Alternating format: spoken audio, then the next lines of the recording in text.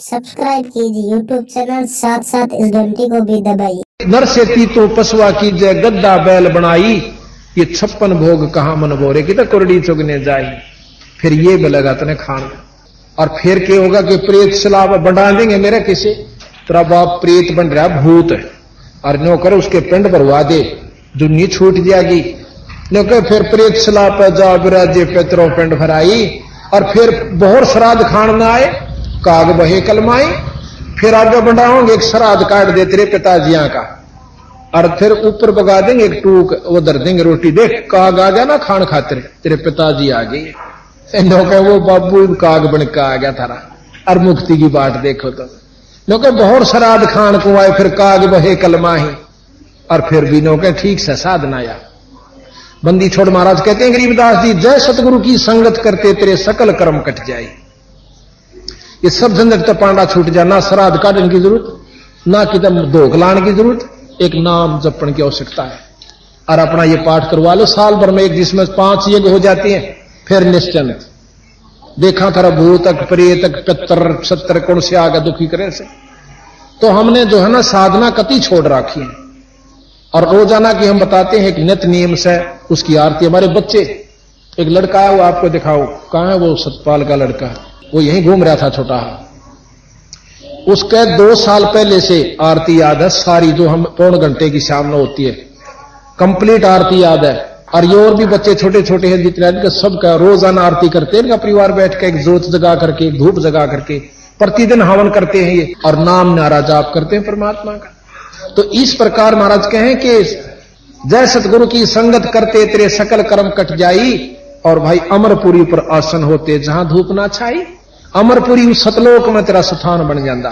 सुरत नृत मन पवन ये एक विधि है जाप करने की। सुरत नृत मन पवन पियाना, इन चारों चीजों को मिलाकर सुरत नृत और पवन यानी वायु को, सांस को और मन को इकट्ठा करके नाम सहित ये जाप करना हो से। फिर इससे हम अंदर से उस अपनी समाधिस्थ होने की कोशिश, ऊपर को हमारी सुर चलनी शुरू हो जाती है। सुरत नृत मन पवन पयाना, शब्द शब्द समाई और दास गरीब गलतान महल में मिले कबीर गोसाई। बोल सतगुरुदेव। पूज्य गरीबदास जी महाराज की अमृतमयी वाणी के खुलासे का आज द्वितीय दिन है। तारीख 29/3/1997। परमपिता परमात्मा सतपुरुष स्वरूप कबीर साहब तथा उन्हीं के अवतार बंदी छोड़ गरीबदास जी महाराज की एक विशेष रजा का प्रमाण है कि आज हम उनके द्वारा एक अनमोल शास्त्र जो हमें दिया गया उसके बारे में अभी तक विशेष प्रचार नहीं हो पाया, क्योंकि हमने इस शास्त्र को इतना गहराई से नहीं खोजा।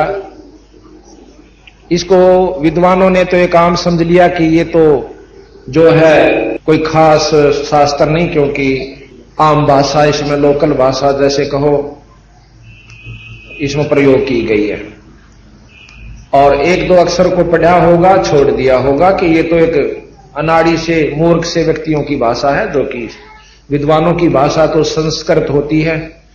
अब संस्कृत का जो प्रभाव है कति कम हो चुका है। भाषा का हम आपको फिर याद दिलाना चाहते हैं, भाषा चाहे संस्कृत हो, चाहे शुद्ध हिंदी हो, फारसी हो, उर्दू हो या अपनी साधारण भाषा जो हम आपस में बातचीत करते हैं, किसी भी भाषा में, भाषा का कार्य अपने विचारों को दूसरे तक पहुंचाने का ही होता है। बस इसके बाद भाषा का कोई तात्पर्य नहीं रहता। आगे फिर जो भाषा बोल रहा है, जो भाषा प्रयोग कर रहा है, उसकी शक्ति उसमें काम कितनी कर रही है। किसी भाषा में कोई भी अफसर वहां की मातृभाषा के अंदर कोई भी शब्द जो कहेगा, उस अधिकारी के शब्द में उसी भाषा में उतना काम करना है।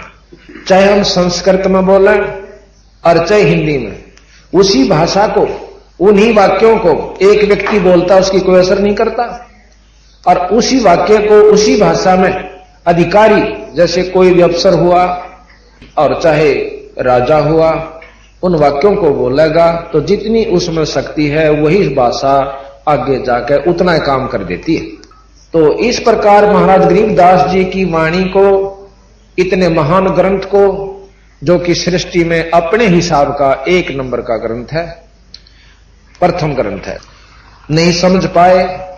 इसके अंदर विशेषता क्या है कि 4 वेद, 6 शास्त्र, 18 पुराण, महाभारत, गीता जी, रामायण और श्रुति और मोहम्मद धर्म जो कि मुसलमान धर्म है, उन सब का वर्णन विवरण दे करके और साथ में फिर उनके से लाभ तथा हानि बताई कि जो उपासना हिंदू धर्म में चल रही है वह कितना आडंबर है और मुसलमान धर्म में जो मनमुखी उपासनाएं हैं वह कितनी खतरनाक है।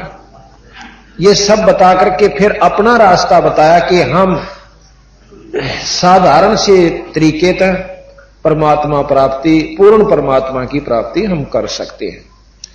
बंदी छोड़ महाराज का बहुत गजब ग्रंथ है, इसको ध्यान से सुने और पढ़े तो फिर अपने आप इसके बारे में जानकारी होती चली जाती है। जब हम शुरू में इसको पढ़ने लगे तो ये समझ में भी नहीं आया था, सत्कर मानना। ये भाषा ऐसे लगती थी कि ये तो उठपटांग सी लिख रखी है, कोई समझ में नहीं आती ये कह क्या रखा है इसमें। जब हमने इसको पढ़ा और संतों से ज्ञान हुआ, फिर अपना अभ्यास किया, अपने अभ्यास के बाद जो हमें आत्मानुभूति हुई, उसके बाद फिर पढ़ा, उसके बाद इसने अपने आप अपना रास्ता बता दिया। इतनी साधारण भाषा, एक ही दोहे के अंदर मनमाना 4 कथाएं महाराज ने दे दी, पर उन कथाओं की जानकारी जिसको है तो वो इसको समझ सकता है। ये एक समझो कि कैप्सूल बना दिया या पुड़िया दवाई की बनाकर रख दी। जिस प्रकार जड़ी बूटियों जैसे और शास्त्रों में के वर्णन है, थोड़ा सा समझने के लिए उदाहरण दे रहा हूं। दवाइयों का वर्णन कर दिया जाए, एक दवाई की ऐसी पहचान है, ऐसे पत्ते हैं, ऐसा रंग है, उसके ऐसे फूल आते हैं, उसके इतने पत्ते तोड़कर और दवाई बनाई जाती है। फिर दूसरी का वर्णन, फिर तीसरी का, फिर चौथी का, उन सब का वर्णन दे रखा है इन शास्त्रों में, ऐसे समझो। और इसमें महाराज ने उन सब की पुड़िया गोट दी, पत्ते लिए, दूसरी चीज ली, तीसरी ली, चौथी ली, दवाई बना दी। और दवाई बनाकर इस ग्रंथ साहब में यानी अपनी नारी नारी शीशियां में भरकर धर ली। अब हमने अगर जानकारी तो करनी है तो ये ग्रंथ पढ़ो, जिसने बीमारी कटवानी है तो यह दवाई खा लो, जिसने डॉक्टर वैद्य बनना है यानी जिसने ज्ञानी बनना है तो इन सब शास्त्रों को पढ़ो, और जिसने आत्म कल्याण करवाना है बंदी छोड़ की वाणी को पढ़ो। और फिर इसमें एक पुड़िया दे रखी है, जो गुरु नाम देता उस नाम ने लेकर अपना काम करो। वो दवाई आपको, क्योंकि शास्त्र भी प्रमाण देते हैं, गरीबदास जी महाराज भी प्रमाण देते हैं कि इस नाम से जीव की मुक्ति होगी। और उस नाम को छोड़कर और मनमुखी नाम चाहे कुछ भी जपते रहें, वो लाभ नहीं देते।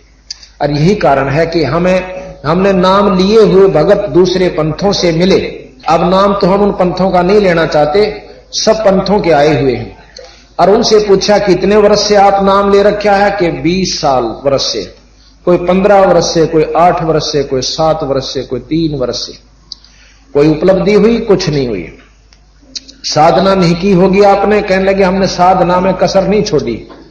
वो 3 घंटे बताते हैं बैठने के लिए, हमने 6-6 घंटे बैठकर देख लिया और 2-2 वर्ष तक लगातार, लेकिन उपलब्धि कुछ नहीं हो पाई। अब भाव ये है कि उपलब्धि क्या चीज है। जैसे हमने बीज बो दिया, बीज बोने के बाद उसकी उपलब्धि होती है। बीज बोया, पहले वो समारा, उसमें बोने के काबिल किया, उसके बाद उसमें बीज डाला, बीज डालने के बाद मेहनत शुरू होती है। अब सत्संग के काम करे से सबसे पहले सत्संग हमारे अंतःकरण को साफ करता है, हमारे खेत न समारे। खेत समारे पाछा आत्मा में प्रबलता होती है, आत्मा में जिज्ञासुता बढ़ती है कि हम नाम उपदेश लेवा। अब फिर हम नाम लेने चलते हैं, नाम लेने जाते हैं, नाम ले आते हैं। संतों ने नाम को बीज लिया है, अब बीज बो दिया। बीज बोने के बाद वो कहा जाता है कि इसकी भाई संभाल रखना। के रखना? पानी समय पर डालना, इसमें घास फूस हो जावे तो उसको काटना पाड़ना, और पशु पक्षियों से इसकी रक्षा करना। और फिर ये उपलब्धि देगी आपको, इसके पत्ते आएंगे, फिर बड़ा हो जाएगा वृक्ष, फिर फूल और फल देगा। अब हमने ये कथाएं सुन रखी कि नाम बीज बोए पाछे वो उग्या करे, उग के वो फिर फल देगा। अब बीज हमने गलत बो रखा से, हमने चाहिए था आम का फल बीज, और बो लिया वहां पर बबूल यानी कीकर। तो कीकर बोए पाछे भी उपलब्धि होगी, क्योंकि कीकर ने भी उगना है और फिर बड़ा भी होना है, उसका पत्ते तथा डाली भी आवेंगी, और फिर जब फल आवेगा जब उसको मुश्किल हो जाएगी, क्योंकि हमने बोया था इस विधि से, इस उद्देश्य को रखते हुए कि भाई इसके बहुत अच्छे फल लगेंगे। आम की के विशेषता हो, सब मीठा होता है, फलों का राजा है, जिसने नहीं खाया उसने सुन रखा है। तो इस प्रकार जब वो फल लग लेता है फिर वो पछताना पड़े बेचारे न, तेरे की हमने तो वो फल उपलब्धि नहीं हुई जिसके लिए ये बोया था। अब कबीर साहब यही कहते हैं कि हमने चाहिए सतपुरुष पूर्ण ब्रह्म का जाप उपासना, और वो हम कर नहीं पाते, क्योंकि गलत नामों की उपासना से, गलत नामों की साधना से और गलत गुरुओं के पास पहुंच जाने से हमने उपलब्धि नहीं होती वह जो जिस उद्देश्य को लेकर हम चलते हैं, और आखिर में यो जीव नास्तिक हो जाए और ये महसूस कर ले है कि भाई कुछ ना दिराई भगवान भगुन को उनकी तरह, ये सब आप अपने बनावणिए बैठे हैं। तो वो गलती उन बेचारा की नहीं है, आत्मा परमात्मा ने सबकी चाह है, और सभी कोशिश करते हैं कि ईश्वरीय प्राप्ति हो, या कोई घर में सुख हो, कोई शरीर में सुख हो, यानी इस प्रकार हमें उपलब्धि हो। परंतु कुछ दिनों के बाद वो थक कर बैठ जाते हैं। यहां तक उन्होंने कहा कि हम पूरे परिवार जाकर के महीना महीना वहां सेवा करके आए, उन सत्संगों के जहां स्थान थे, स्थल थे, 15-15 वर्ष हम लगे रहे, लेकिन कोई उपलब्धि नहीं हो पाई। और अब उन्होंने दोबारा उपदेश लिया, ईब उनकी जो उपलब्धि हुई वो अपने मुख से वर्णन करते हैं। तो बात ये नहीं है कि बीज सही, दवाई सही होगी तो उस बीमारी ने अवश्य काटेगी, अगर दवाई सही नहीं है तो वह बीमारी नहीं कटेगी जिसकी हम ट्राई कोशिश कर रहे हैं दूसरी दवाई खाने दें। तो गलत नामों के जाप से, गलत गुरुओं के फंस जाने से महाराज कहते हैं कि जीव को पूरी उपलब्धि नहीं होती। तो महाराज ने चारों वेद, 6 शास्त्र, 18 पुराण, इन सब शास्त्रों का निचोड़ दे रखा कि महाराज कहते हैं, गरीबदास जी और कबीर साहब भी प्रमाण देते हैं, और संत मत जो कबीर साहब के पंथी जो संत हैं वो सभी इसी बात की गवाही देते हैं कि ओंकार है वेद को मूला, वेद की जड़ ओम है, ओम मंत्र, ओम जाप कर लो और चारों वेद पढ़ लो। ओम से लाभ होगा, जाप से, चारों वेदों से जानकारी हो सकती है क्या करना चाहिए था। और वो भी अपने मनमुखी नहीं, घरा बैठकर ओम ओम करता रहे, वो गुरु से लेना पड़े जो उस ओम मंत्र का साधक हो, जिसने उस ओम के मंत्र से साधना कर रखी हो, उपलब्धि हो रही हो, उस गुरु से भी ओम मंत्र अगर ले लिया जाए तो कुछ लाभ देगा। कहां तक देगा? वो 3 लोक का सर्वोच्च मंत्र है, और 3 लोक में आखिरी उपलब्धि चौथी मुक्ति है। 3 लोक की आखिरी उपलब्धि चौथी मुक्ति है, जिसको सायोज मुक्ति कहते हैं। तो सायोज मुक्ति में लिखा है कि ये जीव ब्रह्म में लीन हो जाता है। और ब्रह्म में लीन कैसे होता है वो कबीर साहब बताते हैं, और गरीबदास जी ने बताया कि वो लीन नहीं होता, वो कुछ समय के लिए इस जन्म मरण के चक्कर में बच जाता है, और ब्रह्मलोक में उसको उस समय का स्थान मिल जाता है। जैसे मार्कंडेय ऋषि हैं, और भी बहुत से संत हैं जिन्होंने काफी ओम मंत्र की साधना हजारों वर्ष, लाखों वर्ष बैठ के की, उनको चौथी मुक्ति प्राप्त ब्रह्मलोक के अंदर वो बैठे हुए। जब वो महाप्रलय होगी तो ये सब वापस इसी लोक में यहां आवेंगे, और दोबारा पृथ्वी खड़ी होगी, सब कुछ ज्यों का तो ब्रह्मांड फिर रच दिया जाएगा। ऐसा प्रमाण संतों ने, सभी शास्त्रों ने दिया है। अब कबीर साहब कहते हैं कि ओम मंत्र से के साथ में एक और मंत्र भी है जो हमें जाप करना चाहिए। हमने उसको छोड़ दिया और केवल यही जाप करते रहे तो असली वस्तु छोड़ दी। जिस प्रकार ओम मंत्र से जो उपलब्धि हुई, ओम मंत्र से यह शरीर भक्ति करने के काबिल हो जाता है, भूख प्यास कम हो जाती है, सिद्धियां प्राप्त हो जाती हैं। पर उन सिद्धियों को प्रयोग नहीं करें। उसके बाद इसको परिपक्व करने के लिए एक और मंत्र है जो इसमें दे रखा है कबीर साहब ने, गरीबदास जी ने, कि ओम भी जाप करना है, पर निरे ओम तक काम नहीं चलता। इससे ऊपर एक मंत्र और है। उस मंत्र से फिर इसमें जैसे गेहूं बड़ा हुआ और बाल नहीं आई, जब उसमें बाली आ गई तो उसका कुछ फल है, और बाली आने पहले उसको चरा लिया तो वो कोई लाभ नहीं देता, चारे चारे का लाभ आपको दे रहा है। इसी प्रकार हम केवल ओम मंत्र को ही सर्वश्रेष्ठ मानकर और उसकी उपासना करके अपने आप को पूर्ण मुक्ति के साधक समझते हैं, अनजान से बेरा नहीं। अब जैसे गेहूं में जब तक वो दाना नहीं बन ले, बाल पगी पक नहीं हो ले, तब तक पहला उसको काट लेने से कोई लाभ नहीं होता। तो ओम मंत्र जो है ये बाल आने पहले की जितनी प्रक्रिया उस पौधे की है वो ओम मंत्र से होती है। इससे ऊपर सोहम मंत्र है। सोहम क्योंकि इसमें क्लियर बता रखा है महाराज ने, और वो भी पूरे गुरु से मिला, नो जानकारी होगी भाई ओम भी है सोहम भी है, इससे भी कोई लाभ नहीं होगा। अब जैसे कोई अपॉइंटमेंट लेटर देता है और उसमें लिख रखा है कि you are hereby appointed for the post of फलाना फलाना, इतने इतने आपके रिटायरमेंट होगी, ये आपकी तनख्वाह होगी, वो सब ने मालूम है। लेकिन जब तक अधिकारी उस पर दस्तक नहीं कर देगा, जो उसमें अपॉइंटमेंट अथॉरिटी है, अपॉइंटिंग अथॉरिटी है, जब लग वो कागज कोई काम नहीं आवे, चाहे उसने ज्ञान भी रहा हो। तो इस प्रकार गुरु की आवश्यकता पड़ती है इस मंत्र को लेने के लिए। फिर विधि नहीं बतावांगे हम कि कैसे जपया जाता है, मेरे ओम सोम जपण तक कोई लाभ नहीं होता।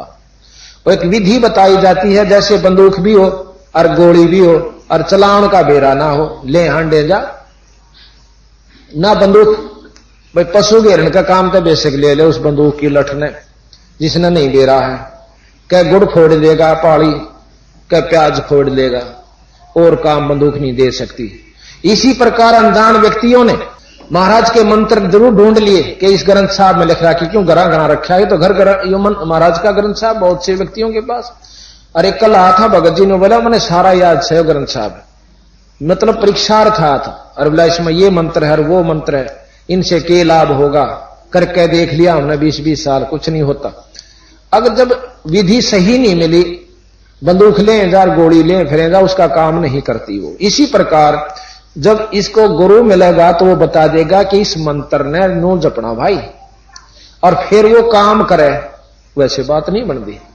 तो अज्ञानता के कारण हम ना जाने कहां साधना कितना अपनी मनमर्जी नाम याद भी कर लिए और पता भी चल गया कि न्यू करया करें, फिर भी लाभ नहीं होता। तो ये जानकर फिर महाराज ने बताया कि इस ओम सोहम मंत्र से ऊपर एक और मंत्र है जिसको सार नाम कहते हैं। आपको बताएंगे कि मनमुखी नाम 36 जगह मिलते हैं, पर वो नाम काम नहीं करते, क्योंकि मीराबाई का प्रमाण मिलता है कि ओहंग सोहंग डोरी लागी दिल की दुर्मत सारी भागी। मीराबाई ने रविदास जी का नाम लिया, रविदास जी के गुरु रामानंद जी थे, रामानंद जी को कबीर साहब ने शिष्य होकर बताया था गुरु जी इस मंत्र से लाभ होगा। नरे ओ रामानंद पहले ओम जाप ही किया करता था, और इतना 104 साल के ब्रह्मचारी और साधक योगी और चारों वेदों के ज्ञाता, उस पर भी महाराज कबीर साहब ने समझाया कि मेरे ओम तक काम ना चला स्वामी जी, और फिर आप मैं नाम बताऊं इसका और जाप करो और आगे शिष्यों को दो। तो जब रामानंद जी ने, जब महाराज कहते हैं रामानंद ओम की तारी, रामानंद जो है ओम की आशा, केवल ओम तय की उसकी उम्मीद ला रखी थी स्वर्ग प्राप्ति की। ताते सोहम ताते खंडी सोहम श्वासा, इससे उसके वो सोहम सांस जो थे जवाब थे वो खत्म हो रहे थे। अब फिर बताते हैं कि ओम, अच्छा आपने अभी गोरखनाथ जी के बारे में प्रमाण देंगे कितने महान शब्द हुए। इस पृथ्वी पर गोरखनाथ जी का सम्मान कोई शब्द नहीं हुआ। और गोरखनाथ जी की और कबीर साहब की वार्ता अभी आपको हम सुनाएंगे। और उस गोरखनाथ जी शब्द ने भी कबीर साहब के चरणों में माथा टेक कर और यथार्थ मार्ग पूछा। जब उनको बताया सतगुरु महाराज ने कि ये नाम जप, तो जब यहां आपने शब्द सुना होगा, बंगला खूब बना है दरवेश, उसमें फिर कहता है कि उसमें शब्द आता है कि ओंकार के सोहंकार में, शब्द आपने सुना भी होगा, बंगले में गाते हैं कि ओंकार के सोहंकार में, ओम और सोहम, ओंकार ओम, सोहंकार सोहम, ओंकार के सोहंकार में। जब ये मंत्र कबीर साहब से नाथ जी को मिला तब उसकी मुक्ति का साधन तैयार हुआ। फिर उसके बाद एक सार शब्द होता है, सार नाम। ये उसके बाद उस सार नाम भी जब तक नहीं मिलेगा इतने नरे ओम सोम तभी बात नहीं बनती। अब इतना गजब भेद सतगुरु गरीबदास जी और कबीर साहब ने हमें दिया। और ओम नाम और नाम आप कहीं भी ले लो, कोई भी नाम, कोई कुछ दे रहा है, कोई कुछ दे रहा है, कोई कुछ दे रहा है, तो दवाई वही काम करेगी जो जिससे प्रमाणित सैकड़ों संत उस नाम का जाप करते हुए बताते। नानक जी कबीर साहब के शिष्य हुए, नानक देव जी, इनका भी अभी प्रमाण आपको देंगे। इन्होंने भी अपनी वाणी में लिख रखा है कि सतनाम सोहंग सारा और सुमर सुमर हो भव से पारा। तो इन्होंने सतनाम जो है, सतनाम जपण की चीज नहीं है, उस ओंग और सोहंग जो मंत्र है, ओम कहो सोहंग सोहम कहो, ओम सोहम कहो, ओहंग सोहंग कहो, ओंकार सोहंकार कहो, मंत्र वही है। भाषा का बोलन का और उच्चारण का फर्क अंतर है। तो उस मंत्र से ये कह मेरी मुक्ति हुई। और इसे महान संतान है जो प्रमाणित देते हैं कि हमने उनसे, फिर धर्मदास जी जो कबीर साहब के प्रत्यक्ष शिष्य हुए वो भी इसी मंत्र का जाप बताते हैं। और साथ में गरीबदास जी महाराज प्रत्यक्ष नाम लिया कबीर साहब थे, उन्होंने भी लिख रहा क्या है कि सतगुरु महाराज ने ये नाम दिया। और फिर इससे ऊपर जो वस्तु वो गुप्त गुरु के पास होती है, और जब तक वह नहीं मिलेगी गुरु से इतने वो नरे ओम सोम के मंत्र से भी जीव मुक्त नहीं हो सकता। और इन मंत्रा न छोड़ के अगर कोई और जाप कोई पंथ देते हैं तो कबीर साहब ने लिख रखा है कि वो काल के प्रभावित होकर के वो मंत्र दिए जा रहे। अब दवाई वही काम करती है जो प्रमाणित है कि फलानी बीमारी के लिए ये दवाई काम करती है, तो वही काम करेगी। बाकी और जड़ी बूटी कूट के खाने कतई असर नहीं होगा। और आखिर में वो ये समझेगा कि भाई ये मैं वैद्य के गलत फंसा हुआ हूं, फिर और कोशिश करता है। और जब सर्वम दवाई ठीक मिल जाए तो वो निश्चिंत हो जाता। अभी हम आपको बताएंगे रामानंद जी कितने महान योगी थे। और कल भी कल प्रकरण दिया था आपको रामानंद जी के बारे में। तो रामानंद जी ने जब ज्ञान हुआ यथार्थ के मैंने तो खाम खा जन्म बर्बाद कर दिया योग साधना कर करके, असली वस्तु इब भी मुझे हासिल नहीं हो पाई, तो वहां कबीर साहब ने अपनी शक्ति से वो सभी लोक दिखाए, परलोक दिखाया, सतलोक दिखाया। वो दिखा करके फिर वापस महाराज को रामानंद जी को जब अपने शरीर में छोड़ दिया तो तब क्या शब्द उच्चारण किए कबीर साहब के बारे में उस 104 साल के योगी ने। बोलत रामानंद जी सुनो कबीर करतार। रामानंद जी कहते हैं कि हे भगवान कबीर, हे कबीर परमात्मा, आप मेरी सुनो क्योंकि आप ही भगवान हो। बोलत रामानंद जी सुन कबीर करतार, गरीबदास सब रूप में भाई तुम ही बोलनहार। कि सारे जीवों में हर व्यवस्था में आपकी शक्ति संतरित है। तुम साहेब तुम संत हो, साहेब कहे परमात्मा को, तुम साहेब तुम संत हो, तुम सतगुरु तुम हंस, गरीबदास तुम रूप बिन और न दूजा अंश। आप ही सर्वशक्तिमान हो, आप सारी ब्रह्मांड के रचयिता हो और सबके पालक हो।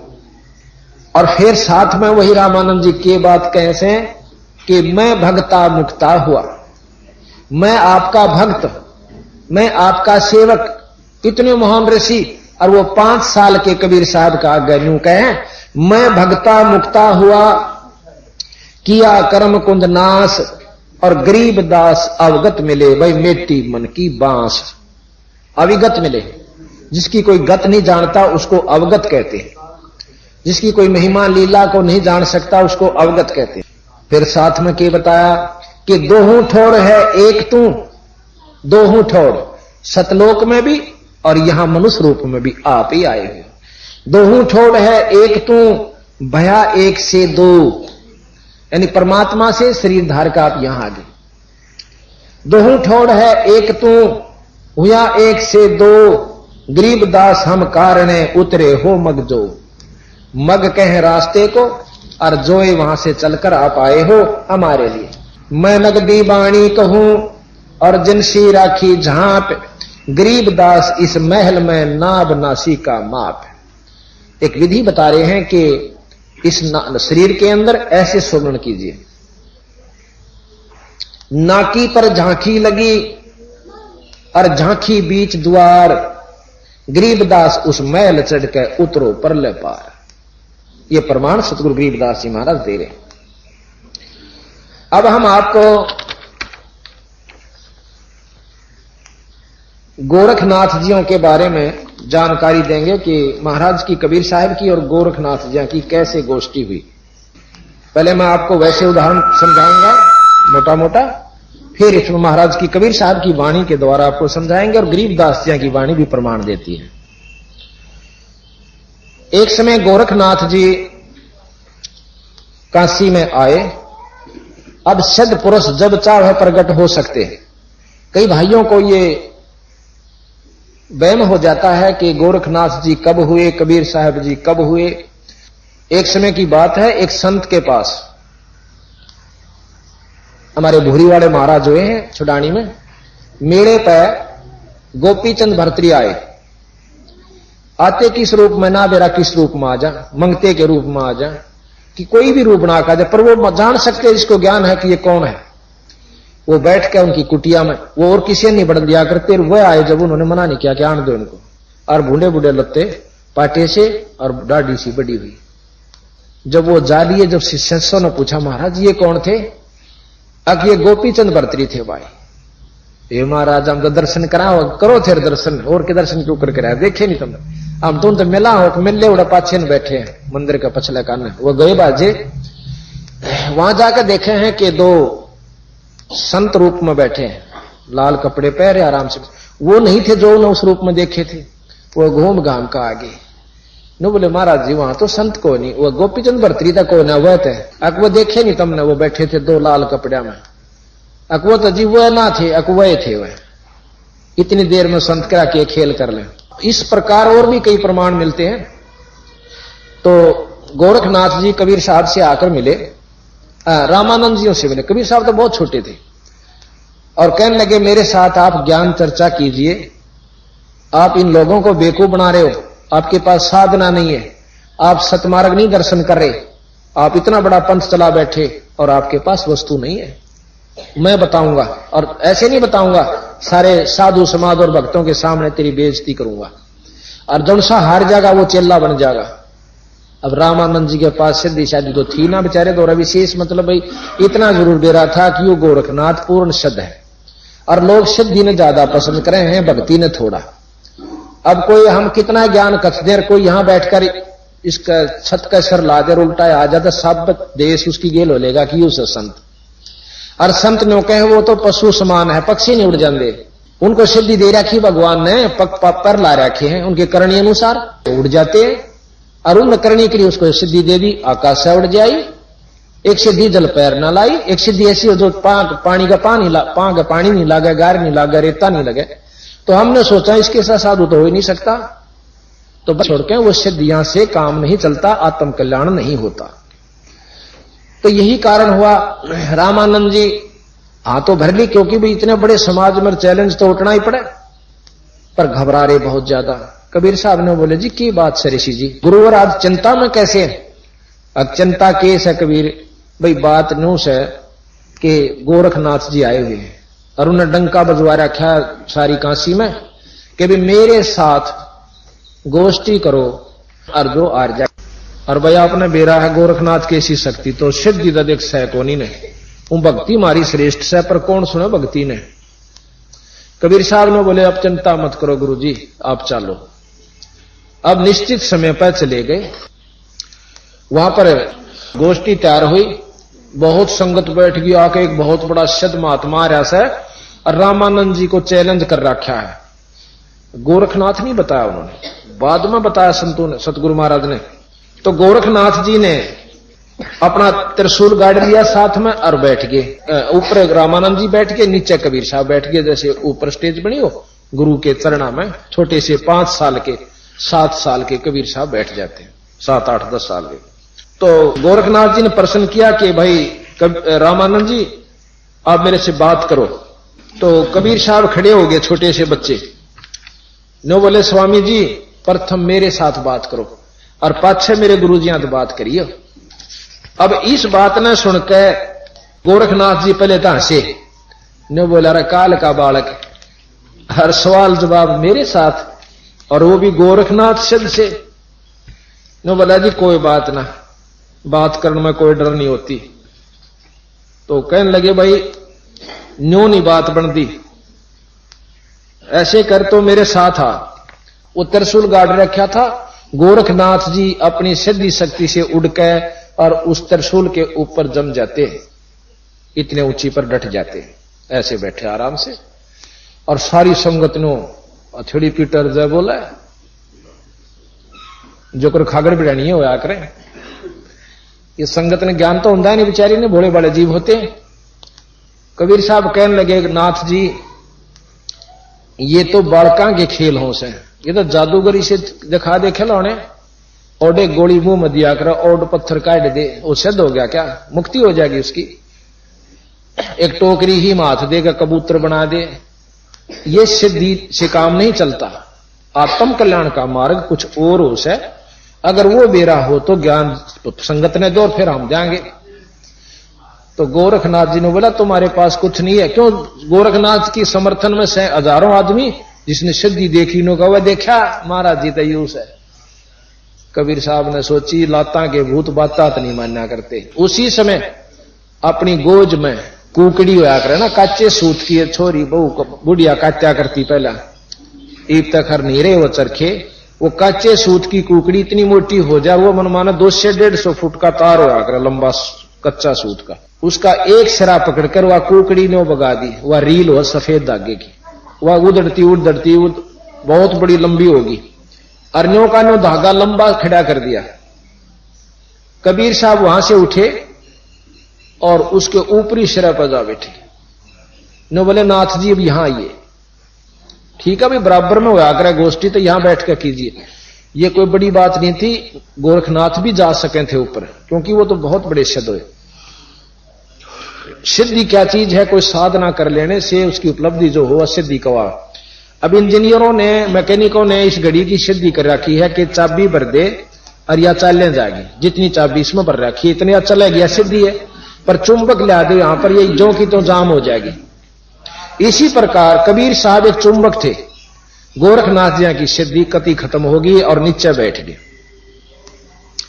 और समझदार की यह खास बात है, जैसे आपको कल बताया था कि रामानंद जी ने इतना पता चला था कि ये तो पूर्ण संत है, और एक जुल्हे का छोरा और 5 साल का, और वो बात बतावा जो कि मैं अंदर आंख से देख रहा हूं, और बाकी मेरे 1400 चेले बैठे, इनने जानकारी भी नहीं। तो उसी समय रामानंद जी ने कबीर साहब को, उस जुल्हे को नीच जाति का कहे थे जिसको छाती का लगा लिया था, उन्होंने समाज नहीं देखा, उन्होंने ज्ञान की को प्रधानता दी कि परमात्मा किसी रूप में भी आ सके। उसी प्रकार गोरखनाथ जी ने इस बात को ज्यादा नहीं बढ़ाया, हाथ जोड़ के बोले महाराज जी नीचा दर्शन दो, बात फैसला हो गया। महाराज नीचे आ गए, फिर बातचीत हुई। उस दिन कबीर साहब ने गोरखनाथ जियों को उपदेश दिया, उनके शिष्य हुए, और उसके बाद गोरखनाथ जी की मुक्ति हुई। अब हम गोरखनाथ जी के बारे में आपको प्रकरण बताते हैं, प्रमाणित, वैसे नहीं कोई चलते फिरते। और इसी का प्रमाण कबीर साहब ने भी दिया है, गरीबदास जी ने। अब भी कई नाथ परंपरा के जो संत हैं, जो गोरखपंथी हैं, वो कहें जी कबीर साहब शब्द रूप में नाथ जी तो मिले थे, जरूर मिले हैं। और उसके बाद आपने नाथपंथी ऐसे मिलेंगे जो इतने गजब शब्द महाराज कबीर साहब अनुसार उन्होंने बना और गा रखे, जैसे भानीनाथ आपने सुना होगा, गुलाबनाथ के सुने होंगे। तो ये गोरखपंथी नाथ परंपरा के होते हुए भी संत मत को अपना रखा है। तो जब जानकारी होगी तो गोरखनाथ जी ने यह बात मान ली। अब हम थोड़ा सा आपको वर्णन देते हैं कबीर साहब की। कबीर सागर से साहबार वाणी है। योगी गोरखनाथ प्रतापी, प्रतापी कहें बहुत शक्तिशाली, और तासो तेज पृथ्वी कांपी, उसके तेजता उसके प्रभावता पृथ्वी भी कांप जाती थी, इतने प्रबल तपस्वी गोरखनाथ जी हुए। काशी नगर में सोपग पर ही रामानंद से चर्चा कर ही, चर्चा में गोरख जय पावे।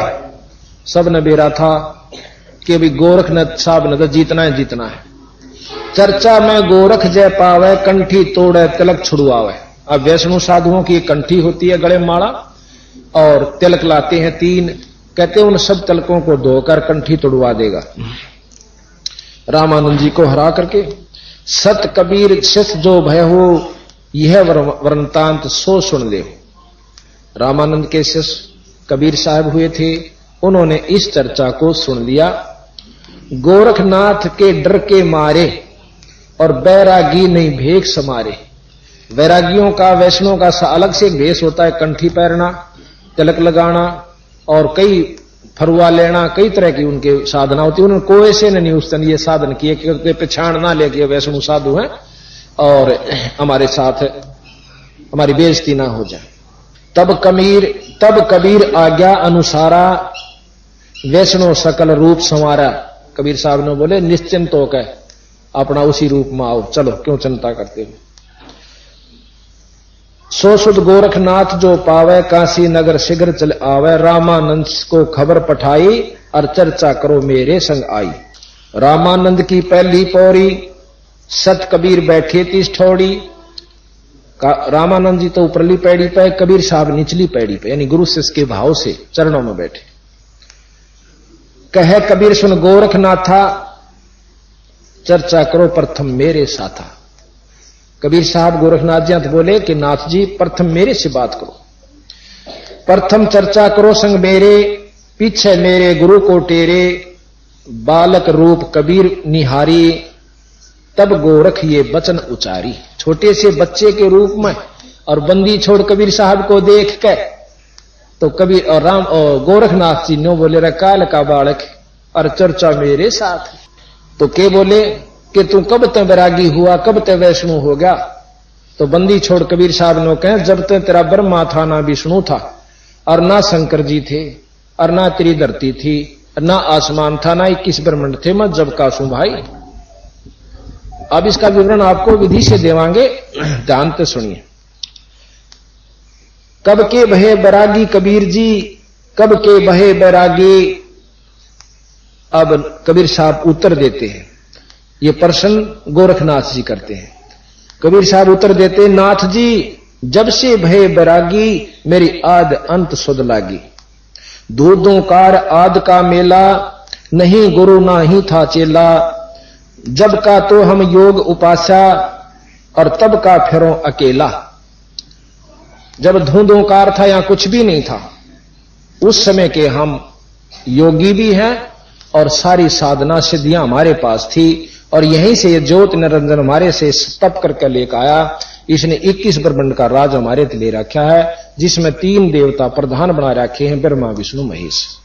इस 3 लोक का उनको राज दे रखा। धरती नहीं जद की टोपी दीना, और ब्रह्मा नहीं था जब का टीका। और शिव शंकर से योगी ना थे, जद का झोड़ी सिक्का। द्वापर की हम करी फावड़ी, त्रेता को हम दंडा। सतयुग मेरी फिरी दुहाई, कलयुग फिरो नौखंडा। गुरु के वचन साध की संगत, अजर अमर घर पाया। कहे कबीर सुनो हो गोरख, तब हम तत्व लखाया। तत्व कहे सार भेद को, यथार्थ चीज हमने जीवों को आके बताई। गोरखनाथ जी उस बालक के मुख से ये वचन सुनकर दंग रह गए, तथा मानवश बोले कि तेरी के उम्र से बावड़ा, इतनी ऊंची बात मत कहा। तो कबीर साहब ने ये शब्द कहा, जय कोई बूझे बावरा के केस है उम्र हमारी, असंख्य युग पर ले गए हम तब के ब्रह्मचारी, कोट निरंजन हो गए परलोक सिधारी, करोड़ों निरंजन हो जा लिए, जिस अलख निरंजन का, जिस ब्रह्म का, ज्योत निरंजन का ध्यान ब्रह्मा करे, विष्णु करे और शंकर जी करे, उसे तेरे निरंजन, अलख निरंजन, ज्योत निरंजन, ब्रह्म पिराने कितने हो जा लिए।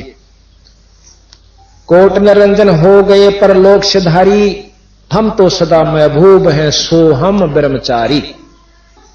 10 करोड़ ब्रह्मा हुए और 9 करोड़ कन्हैया, 10 करोड़ तो ब्रह्मा हुए गए और 9 करोड़ कन्हैया विष्णु जी, और 10 करोड़ ब्रह्मा गए, 9 करोड़ कन्हैया और 7 करोड़ शंभू गए मेरी एक पलैया। मेरी तो एक पल और ये इतने 7 करोड़ शंकर भगवान भी खत्म हो लिए। अब हम इष्टवादी होकर के इन बातें न सुन नहीं सकते। हमने सोचा सा कि कबीर साहब तो शंकर जिया की, विष्णु भगवान की निंदा करते, निंदा इन्होंने कितना नहीं कर रखी, इनकी तो सच्चाई नहीं खत्म हुई, निंदा करने की फुर्सत न मिली कहा। इन्होंने तो यथार्थ बात सारी कही और वो भी पूरी नहीं कह पाए। अब ये शास्त्र प्रमाण दे हैं कि तीनों देवता खत्म हो जाएंगे जब महाप्रलय होगी, तो इन्हें की गलत कह दी। एक शब्द आपने सुना होगा, गगन में आग लगी बड़ी भारी, गगन में आग लगी बड़ी भारी, ब्रह्मा भी जल गया, विष्णु भी जल गया, शंकर जड़ा लटाधारी। यो शब्द ला दिया तो वहां इष्ट उपासक बड़े नाराज से हो, बोला यू क्यों शब्द कह रखा है को कबीर साहब ने। फिर उनको दिखाया कि ये शास्त्र बताओ भाई, ये कह रखा है इन्हें और ये इन्हें कह रखा, या तो फिर इन्हें भी गलत समझो ना, इन्हें क्यों गलत समझा, ये तो शास्त्र हिंदुआ कैसे। तो यही हमारे अंदर इष्टवादिता जो बचपन में कूट कर भर दी, हम एसटीएम ने नो समझ रहे हैं, ये प्रधानमंत्री है, कोई नो कही एसटीएम है, प्रधानमंत्री नहीं है, तो हम काली मानना साख लो हमारे साहब ने बिसरावे। तो जिसने ज्ञान नहीं वो उनको समझ सकता है, बाकी को नहीं। 10 करोड़ ब्रह्मा गए, 9 करोड़ कन्हैया और 7 करोड़ शंभू गए मेरी एक पलैया, मेरी एक पल हुई है। कोटन नारद हो गए शंभू से चारी, देवता की गिनती नहीं क्या सृष्टि बिचारी, नहीं बूढ़ा नहीं बालक अरना में भाट बखारी, कहे कबीर सुनो हो गोरखिया से उम्र हमारी।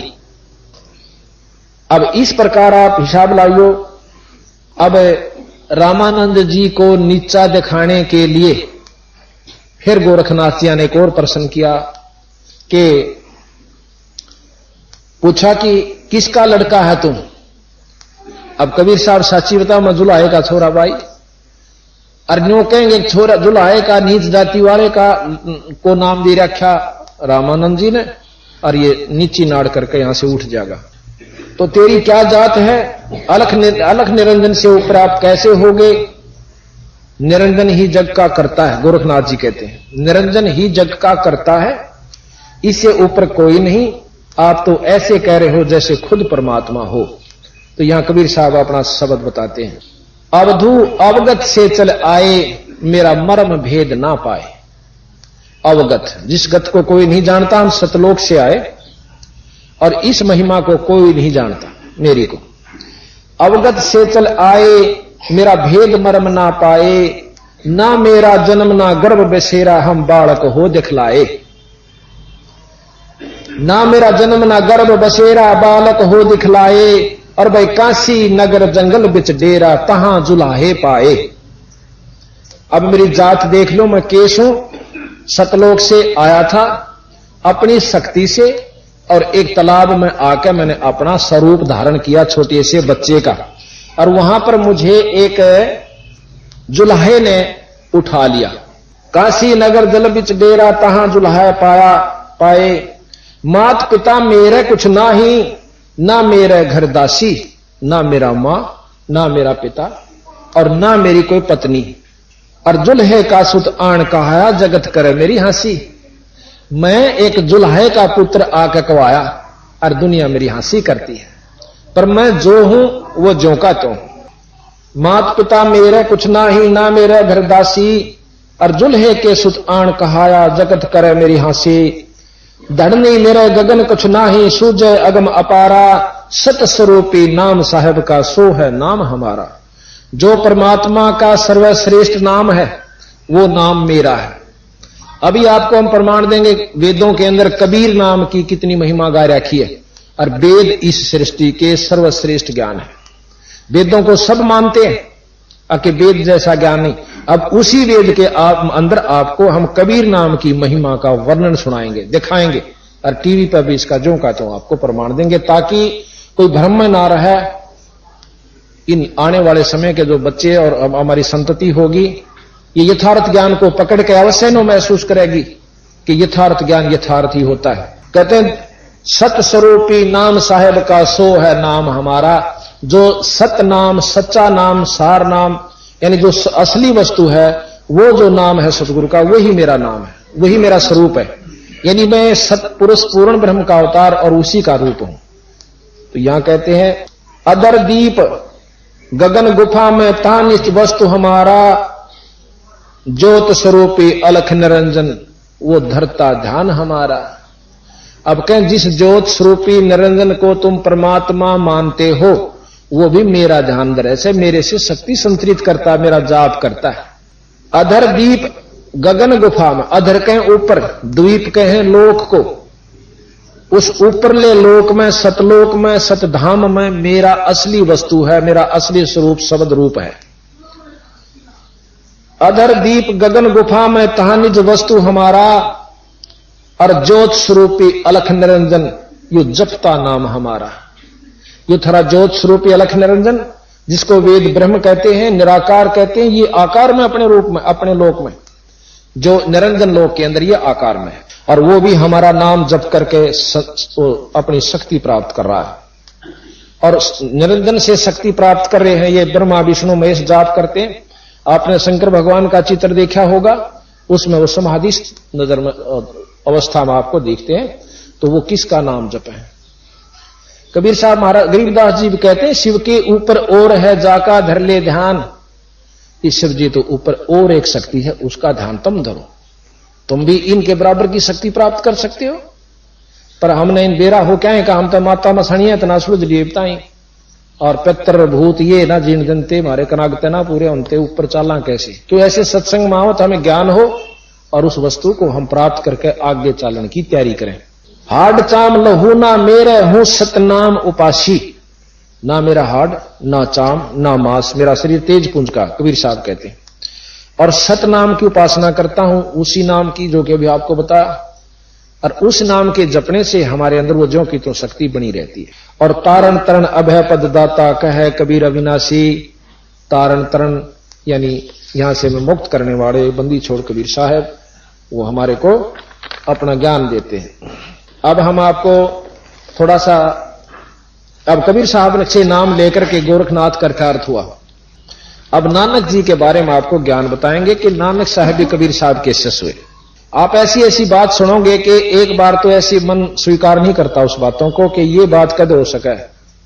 कबीर साहब तो एक भगत, मुश्किल से हम इनको भगत मान्या करते हैं, मुश्किल से, नहीं तो कवि के रूप की संज्ञा दे करके उसको समाप्त कर दिया करते कि तो कवि हुआ एक छोटा सा। और जब इनकी लीला और महिमा का आपको ज्ञान होगा तो और महापुरुषों को जिनको आप भगवान की संज्ञा में लेते हो, उनकी इनकी लीला सुनकर वो फीकी पड़ जाएंगे अपने आप।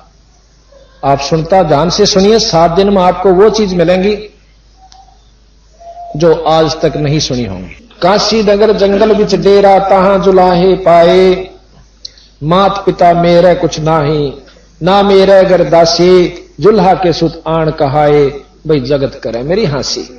बंदी छोड़ कबीर साहब ने बोले कि मैं मेरी जात देखो, मैं आया सतलोक से अपनी शक्ति से, और एक बालक के रूप में लहर तारा तालाब के अंदर एक बच्चे के रूप में प्रकट हुआ, और वहां पर एक कांसी के जुल्हे ने मुझे उठा लिया। अब आप देख लो मेरी जात के बनेगी। जुल्हे का पुत्र मुझे कहा गया, मुंह बोला पुत्र था तो जुल्हा मान लो, और वैसे मैं परमात्मा सु भाई, अनंत कोट ब्रह्मांड का मालिक। धड़ नहीं मेरा गगन कुछ ना ही, सूझ अगम अपारा, ना मेरा शरीर है, तेज पुंज का शरीर सतगुरु का था। सूझ अगम अपारा, और सत स्वरूपी नाम साहेब का सो है नाम हमारा। कि सत स्वरूपी जो नाम है वही जो परमात्मा सतपुरुष का असली नाम है, वही सतनाम मेरा नाम है। यानी कबीर नाम की महिमा आपको वेदों में भी हम बताएंगे। वेद दिखाऊंगा, शाम वेद के अंदर खुद शंकर भगवान पार्वती जी शंकर भगवान से पूछा से कि हे स्वामी, आप कई बार कबीर नाम का उच्चारण करते हो कि एक बहुत अच्छे परमात्मा कबीर हैं। वो कबीर कौन है, उसकी महिमा श्याम वेद के अंदर जो की तो प्रश्न उत्तरी दे रखी है, वो आपको समझाएंगे, दिखाएंगे।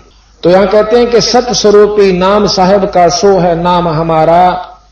और फिर कबीर गोरखनाथ जी ज्योत निरंजन अलख निरंजन के उपासक हैं। हमारे गांव में एक नाथ परंपरा का आश्रम है, हम छोटे छोटे थे, वो संत आ करते भिक्षा लेन, तो मोगरा दरकन देड़ी के ऊपर ने मारा करते खड़कांदे अलख निरंजन। तो हम बच्चे से थे कि अलख निरंजन कोई भगवान ना होगा, और है भी परमात्मा। ये 21 ब्रह्मांड तक का परमात्मा अलख निरंजन है, जिसको ज्योत निरंजन भी कहते हैं। इसको काल कहा संतों ने। काल क्यों कहा कि ये दुनिया को पैदा करे और मरवावे, पैदा करे और मरवावे, और फिर उस अंश जीव के हंस वासना को तपस्या पर भून कर खावे। यह बात नई सुनने वाले का नहीं जचती कि ऐसा नहीं हो सकता। क्यों हमारे ग्रंथों ने शास्त्रों ने ऐसे ढंग से मोल्ड करके धर दिया, हम कोई वस्तु न मानने तैयार नहीं, चाहे सच्ची भी हो। क्यों इन शास्त्रों को आप पढ़ कर देखोगे, कोयसे में कोयसे की बात सही नहीं जचती। आपको आज शिव पुराण भी पढ़कर सुनावांगे और विष्णु पुराण भी सुनावांगे, कुछ अंश थोड़े थोड़े। उनमें शिव पुराण में तो शिव जी को ही सर्वशक्तिमान मान कर विष्णु को अंश बता रखा, नौकर अनुचर उनके बहुत, और विष्णु पुराण में शंकर जियों को उनका बहुत छोटी इकाई का माना। फिर हम बताएंगे कबीर साहब ने क्या बताया और जो का तुम पाया। तो कहते हैं ज्योत स्वरूपी अलख नरन अदर दीप गगन गुफा में तहां निज वस्तु हमारा, और ये ज्योत स्वरूपी अलख निरंजन जपता नाम हमारा। हाड चाम लो हूं ना मेरे, हूं सतनाम उपासी, और तारण तरण अभय पद दाता नो कहे कबीर अविनाशी। कि मैं तो इस सृष्टि को पार करने के लिए आया हूं, और जिन्होंने मेरे नाम का जाप किया, मेरे अनुसार मेरे अनुयायियों शिष्यों से लेकर के वो मुक्ति को प्राप्त हुए। तो फिर गोरखनाथ जी ने फिर प्रश्न किया कबीर साहब ने, बोले हे महाराज, आप तो ये तिलक भी ला रहे हो, वैष्णु साधु बन बैठे और कंठी भी पहन रहे हो। ने बोला गुरु जी ने जो बेस ने दे दिया वो मैंने ले लिया, पर इन तक कुछ आसरा ना होता।